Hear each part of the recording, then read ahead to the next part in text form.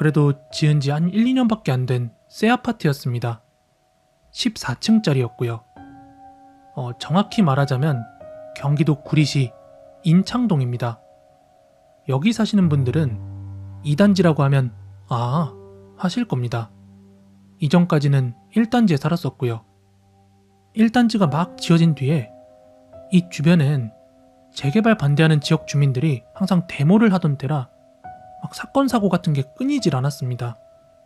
이 당시에 있었던 무서운 이야기를 한번 말해보려고 합니다. 제가 초등학교에 막 들어가서 1학년을 마쳤을 무렵입니다. 1단지에서 13층에 살고 있었는데 아파트 단지 구조가 도미노 블록을 세워둔 것처럼 아파트 한 채 한 채가 서로를 마주보는 이런 모양이었죠. 그날도 단지 밖에서는 막 철거이 주민들의 고함 소리도 들리고 경찰차랑 응급차가 이리저리 왔다 갔다 하는 그런 날이었습니다. 이날 저는 이곳에서 새로 사귄 친구들과 함께 놀고 있었죠. 함께 한참 동안 자전거를 타고 놀다가 우리 옆집 사는 친구가 자기네 집에서 게임보이를 하자고 제안을 하는 거예요. 이제 자전거 타기도 슬슬 귀찮고 재미도 떨어질 때라서 모두 다 좋다 하면서 그 친구네 집을 향했습니다. 그 친구네 집은 당시 13층 5호였습니다. 엘리베이터를 타고 이제 4-5명이서 13층에 딱 도착을 했을 때 학교에서 싸움 좀 한다는 한 친구가 갑자기 뜬금없이 내기를 하자고 했습니다. 이 내기의 내용은 아파트 13층 난간 밖에서 매달리고 10초 동안 버티고 있으면 1,000원씩 주는 내기였습니다. 그래가지고 우리는 설마 이 녀석이 아무리 깡이 좋아도 그걸 할 수 있겠나 해서 할 수 있으면 어디 한번 해봐 라고 했습니다. 사실 우리들이 조금 부추긴 면도 있긴 있었습니다. 근데 이 내기를 제안했던 그 친구가 되게 의기양양하게 너네 내가 못할 것 같지? 1,000원씩 준비해놔 이러고서는 난간 위로 올라섰습니다. 우리들은 그걸 보면서 야 빨리 내려와 위험해 하고 소리를 쳤지만 얘가 들은 척도 안 했습니다. 난간 위에서 서서히 무릎을 꿇고는 팔꿈치 아랫부분으로만 자신의 몸을 지탱하고서 서서히 손으로만 매달릴 준비를 하고 있었어요. 그리고 그때였습니다. 녀석이 매달리는 걸 발만 동동 구르며 보고 있던 우리는 다같이 갑자기 약속이라도 한 듯 이 녀석의 팔을 움켜잡고는 막 끌어올리려고 했습니다. 야, 왜 그래? 너네 1,000원이 그렇게 아깝냐? 이러면서 어쩔 수 없다는 듯이 올라왔습니다. 하지만 이 녀석을 제외한 우리들은 아무 말도 없었습니다.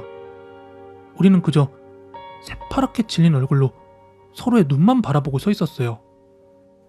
그 녀석이 팔꿈치를 난간 밖으로 내리고 손으로 난간을 잡으려고 할 때 뭔가를 본 것 같았어요. 그 녀석 어깨 위에서 나타난 하얀 손을요. 녀석을 저 13층 난간 밑으로 떨어뜨려 버릴 것 같은 하얀 손이요. 이 일이 있고 나서 그 건너의 112동에서 아주머니 한 분이 아무 이유 없이 13층에서 떨어져 죽었습니다.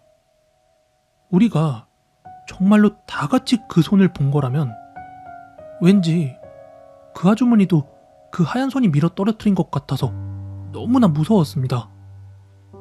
이때 모였던 친구들은 지금은 20살이 다 넘어서 뿔뿔이 흩어졌기 때문에 모두가 다 같이 본 것인지는 알 수 없게 돼버렸습니다.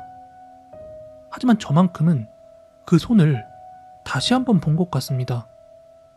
당시 저희 집에는 약간 인원수가 많아서 이제 1단지에 집을 내놓고 조금 더 넓은 2단지로 이사를 가게 된 거죠. 우리 할머니께서는 우리 가족의 이사 소식을 들으시곤 너무나 좋아하셨습니다. 내 아들, 손자, 며느리 이제 다 형편 좀 폈구나 하시면서요.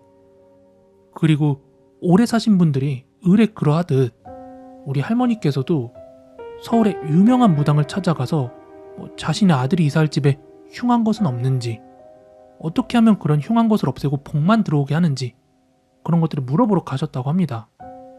근데 할머니께서 무당의 방에 들어서시는 순간 무당이 할머니를 향해서 고함을 질렀다고 합니다. 당신 손자는 왜 등 뒤에 그런 걸 달고 다녀?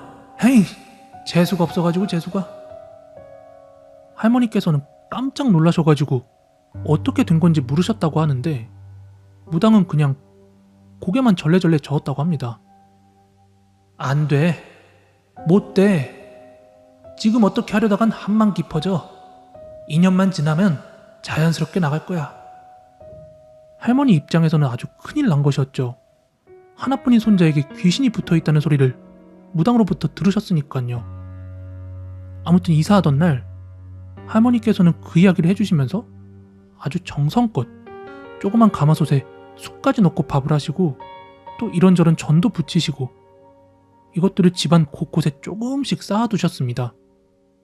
귀신이 음식을 배불리 먹고 우리 가족들에게 해코지를 하지 말았으면 하셨던 겁니다.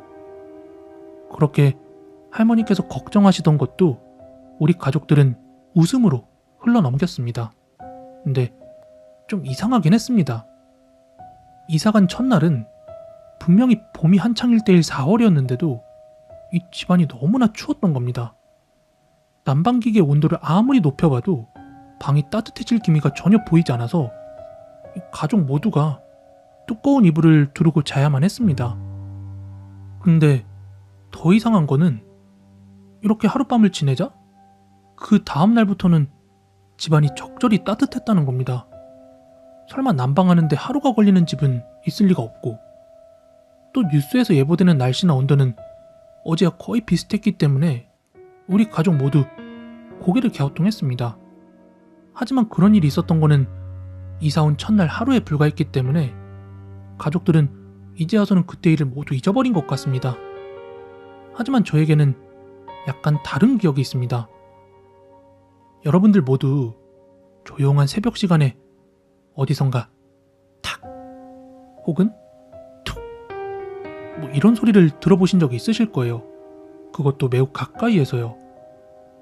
예전부터 저는 그 소리의 정체가 궁금해서 한번 확인을 해본 적이 있었습니다. 이 정체불명의 소리가 너무 불안했기 때문이에요. 근데 이 소리의 정체는 싱크대에 설거지된 접시나 그릇들이 저절로 미끄러져서 나는 소리였습니다.